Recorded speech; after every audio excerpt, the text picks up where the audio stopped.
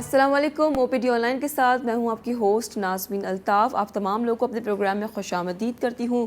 नाज़मीन, आज हम बात करेंगे कमर के दर्द पर, बैक पेन के हवाले से हम बात करेंगे। हम जानेंगे कि ऑस्टियोपोरोसिस क्या होता है, हम जानेंगे कि शियाटिका पेन क्या होता है। आजकल वैसे तो हर कोई इस कमर के दर्द से दो चार है। तिब्बी माहिरीन के मुताबिक ये दर्द जो है वो संगीन सूरत भी इख्तियार कर सकता है। ज़्यादातर ख़वातीन में देखा गया है कि कमर दर्द का मसला जो है वो ज़्यादा होता है। वजह क्या होती है, क्या क्या वजूहात होती हैं, ये तमाम चीज़ें अपने शो में आज डिस्कस करेंगे। चलिए सबसे पहले शो का बाकायदा आगाज़ करते हैं और डॉक्टर साहब को वेलकम करते हैं। अस्सलाम वालेकुम डॉक्टर साहब, कैसे हैं आप? वालेकुम सलाम, अल्हम्दुलिल्लाह ठीक। डॉक्टर साहब, आज हम बात करेंगे कमर के दर्द पर। ये एक बहुत ही कॉमन इशू है जो आजकल हर कोई इसे फेस कर रहा है, चाहे ख्वाह वो मर्द हज़रात हो या ख़वातीन हो, बच्चे हो।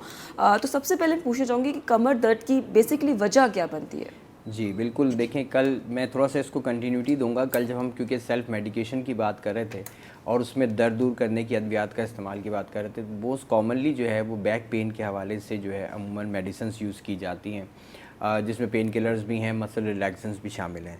जैसे अभी आपने कहा कि इसकी वजह क्या होती है, इसकी कई वजूहत हैं। इसको अगर हम 3 हिस्सों में डिवाइड कर लें, एक तो है नॉन स्पेसिफिक, यानी जिसकी कोई कॉज या कोई बज़ाहिर जो पैथोलॉजी है या कोई तोड़ फोड़ है या कोई बिगाड़ है कमर में नज़र नहीं आती, लेकिन बैक पेन होता है।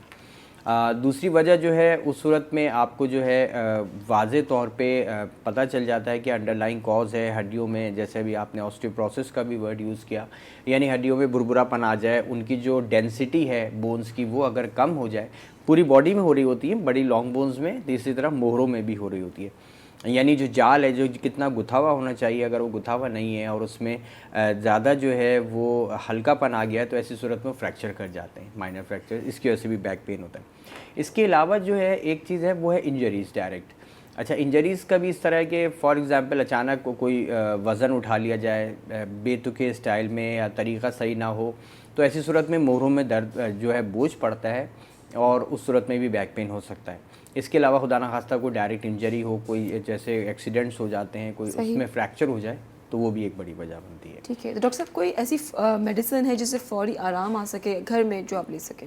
देखें, पहले ये डिपेंड करता है कि किस टाइप का है, क्योंकि इसमें भी जो है वो वेरिएशंस हैं कि माइल्ड है यानी हल्का है, पूरा दिन रह रहा है, और एक है सब यानी एक अचानक हो जाना कि बहुत शदीद दर्द हुआ अचानक, जिसे एक्यूट पेन कहते हैं, बैक पेन। एक होता है सब एक्यूट, यानी कि इसको मैं इस तरह ले लूँ कि वो बहुत ज़्यादा शिद्दत नहीं होती है, उससे थोड़ा सा कम होता है, लेकिन होता परसिस्टेंट है। इसको इस तरह डिफ़ाइन करते हैं, जो क्लिनिकल क्लासिफिकेशन इसकी है उसमें यही है कि जो एक्यूट पेन होगा, बहुत ज़्यादा अगर बैक पेन हो रहा है, 6 हफ्ते से कम की हिस्ट्री मिलेगी हमें।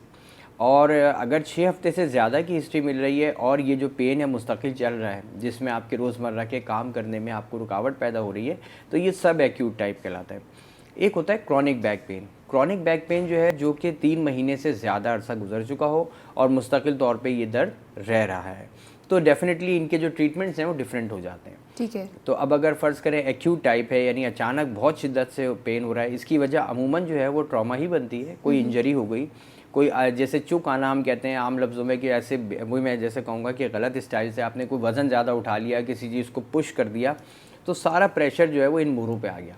तो ऐसी सूरत में फिर इसका ट्रीटमेंट भी एक्यूट होता है, हॉस्पिटल भी रश करना पड़ जाता है बाज़ वक़्त, और वहाँ पे जो है मेडिसिन्स या तो इंजेक्शन फॉर्म में भी दी जाती हैं, और उसके अलावा जो है मुख्तलिफ मेडिकेशंस हैं ओरल, वो भी एडवाइस की जाती हैं। ठीक है डॉक्टर साहब, अक्सर देखा गया है जो ख़वातीन या मर्द हज़रात जिम जाते हैं या हैवी वेट्स उठाते हैं, तो उनको ये प्रॉब्लम बहुत ज़्यादा रहती है, तो उस हवाले से आप क्या कहना चाहेंगे? अच्छा देखिए, डिपेंड करता है, आपको ना पहले यूज़ टू होना होता है। जब कभी भी हम वेट लिफ्टिंग की बात करें या विग्रस एक्सरसाइजेस की बात करें, जो लोग जो जिम में जाते हैं, तो अमूमन वो एक्सपेक्ट ये करते हैं कि बहुत जल्दी से या तो वो वेट गेन जिस पर्पज़ के लिए वो जा रहे हैं वो अचीव हो, और ऐसी सूरत में वो अपने मसल्स में, अपने लिगामेंट्स के ऊपर स्ट्रेंस देते हैं, जो कि इंतहाई गलत है।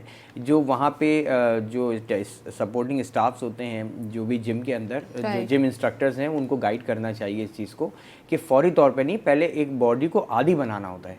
यानी एकदम से आप जाके अगर 25 किलो या 40 किलो वज़न उठाना शुरू करेंगे, तो डेफिनेटली उसका इम्पैक्ट जो है वो नुकसान की शक्ल में होगा और मोरे जो कंप्रेस हो सकते हैं। Sorry, Aahista Aahista stamina build करने की ज़रूरत होती है, मसल्स को स्ट्रॉन्ग करने की ज़रूरत है। जो लिगामेंट्स हैं, ये मसल्स और लिगामेंट्स के सारा खेल है ना, पूरी बॉडी में जितने जॉइंट्स हैं, तो उसमें हड्डियों के दरमियान जो है, हड्डी से हड्डी जो जुड़ी हुई है वो आपके लिगामेंट से जुड़ी हुई है, और हड्डी के दरमियान जो मूवमेंट का पार्ट जो है वो मस्कुलर पार्ट है।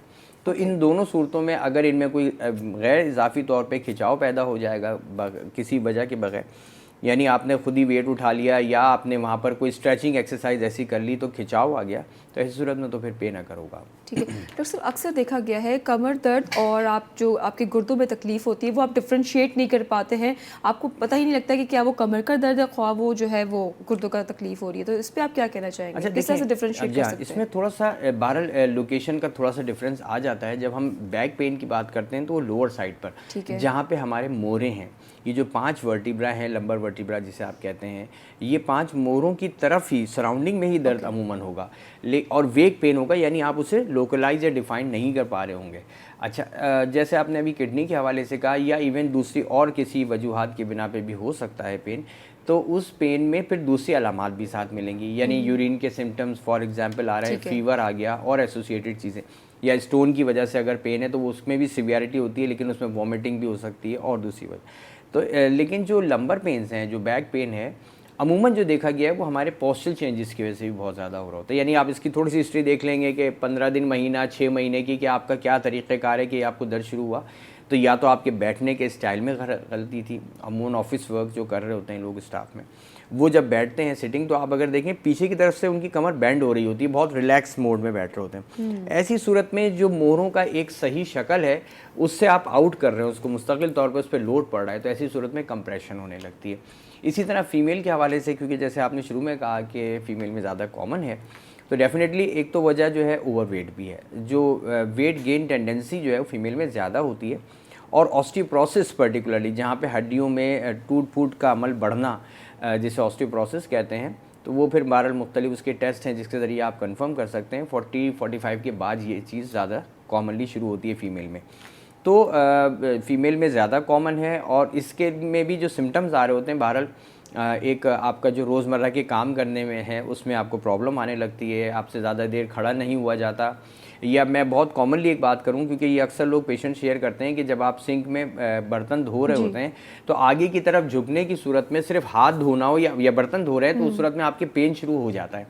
Again coming to the point कि वहाँ पे भी पोस्चर का इशू आता है, क्योंकि आप अब बिल्कुल स्ट्रेट नहीं होते, आप आगे की तरफ झुक रहे होते हैं मुस्तकिल तौर पे, और अपना हाथ का हिस्सा मज़ीद आगे रखा होता है, तो ऐसी सूरत में पेन होता है। अब इसको ख़त्म करने के लिए अगर क्या है तो मेडिसिन ज़्यादा इसकी वजह ख़त्म करें कि आप अपना सिंक लेवल जो है वो बिल्कुल तरीके का हो, क्योंकि बाद बात ऐसी चीज़ें हैं कि जो एक लॉन्ग टर्म चल रही होती हैं, हमें नहीं अंदाज़ा हो रहा था। ठीक है, ये पोस्चर मैटर्स अ लॉट। और डॉक्टर साहब, हम ये भी जानेंगे कि समटाइम्स सुना गया है कि डिस्क कोलैप्स हो गई आपकी, और ये भी बहुत चीज़ें हैं जो अभी हमने जानना है कि शियाटिका पेन क्या होता है। मज़ीद चीज़ें अभी हम जानेंगे डॉक्टर साहब से, लेकिन फ़िलहाल मुझे कहा जा रहा है कि ब्रेक की तरफ जाना है, तो चलते हैं ब्रेक की तरफ। मिलते हैं आपसे शॉर्ट कमर्शियल ब्रेक के बाद। कहीं मत जाइए, देखते रहिए ओपीडी ऑनलाइन।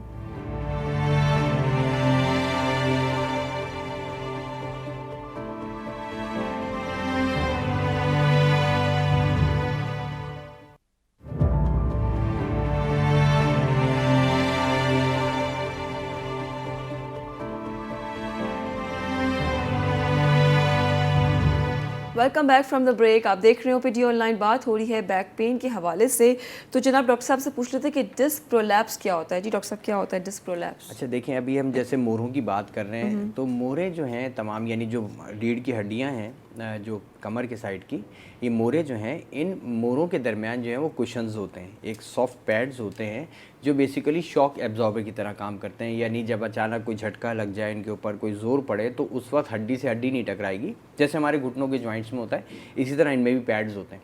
होता क्या है कि जब कभी, जैसे अभी हमने कहा कि अचानक बहुत ज़्यादा वज़न उठा लिया जाए या कोई चीज़ बहुत शिद्दत से पुश कर दी जाए जो आपकी बिसात से ज़्यादा हो, तो ऐसी सूरत में जब पूरा कंप्रेशन आएगा, तो कंप्रेशन जब आएगा तो हड्डी के दरमियान जो ये सॉफ्ट गूदा जिसे हम ये डिस्क कहते हैं, ये कंप्रेस होना शुरू हो जाएगी। जब ये कंप्रेस होगी तो ये बाहर की तरफ, जैसे पेड़ा है, पेड़े को अगर आप दबाएं दोनों हाथों से तो साइडों से निकलना शुरू हो जाएगा। इसी तरीके से ये डिस्क का पोर्शन बाहर की तरफ निकलना शुरू होता है। अच्छा, अब होता क्या है, बेसिकली पेन क्यों होने लगता है? होता ये कि जो डिस्क के दरमियान जो गैप है उसमें तो ये डिस्क आ गई, यानी वर्टिब्रा के दरमियान, उसके बाद ये नर्व्स दोनों तरफ से साइड से निकल रही हैं, दोनों एंड से। ये नर्व्स जो हैं वो जब ये पैड जो है ये आगे की तरफ बढ़ता है तो वो फिर नर्व को दबाने लगता है। तो ऐसी सूरत में शुरू में तो कंप्रेशन होती है, पेन हो रहा होता है, फिर वो इस हद तक दबाता है कि बाद में बिल्कुल सेंसेशन लॉस होने लगती है, नर्व इस हद तक कंप्रेस हो जाती है नसें कि वो आगे हसासियत को लेके नहीं जा पाती। इवन जो मोटर फंक्शन है हमारा, यानी जिसमें हम मूव कर रहे हैं, वो मूवमेंट भी रिस्ट्रिक्ट हो जाती है। तो ये इसको डिस्क प्रोलैप्स कहते हैं। तो डॉक्टर साहब, जब टू बोन्स जो है वो आपस में टकराती हैं तो फ्रिक्शन पैदा होता है, जिस वजह से जो है आप पेन का शिकार होते हैं। नहीं, बेसिकली जो कंप्रेशन असल में जब मोहरा दब गया, और जब मोहरे दबे तो उनके जो दरमियान जो पैड था वो बाहर की तरफ निकल आया, सॉफ्ट जेल की तरह ना। अब जब बाहर आ गया तो जो नर्व्स थी उन नर्व्स से जाके टकराता है वो। जबकि आइडियली वो अंदर होती हैं, बिल्कुल लेवल पर होती है, लेकिन लेवल से बाहर निकल जाएंगी तो वो नर्व्स कंप्रेस होना। ठीक है डॉक्टर साहब, अक्सर औरतों से सुना गया है शियाटिक का पेन उनको बहुत ज़्यादा होता है, जिसको अर्कुन निसा भी कहते हैं। वो क्या वजह है?